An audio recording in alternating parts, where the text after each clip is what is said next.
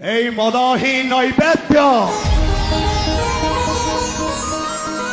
খাস করে সেইপাই ମୁଁ ମୋ ପ୍ରଥମ ମାସର ଦରମା ପଇସାରେ ମୋରେ ଦେବତାଙ୍କ ପୂଜା ପାଇଁ ମୁଁ ଏ ନୈବେଦ୍ୟ କିଣିକି ଆଣିଛି।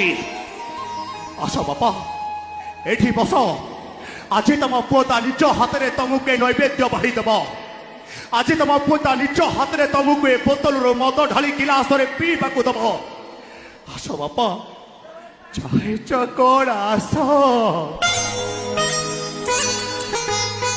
तम खुशी पाई देवी मो जीवन सब इच्छा तुम करबी पूरण।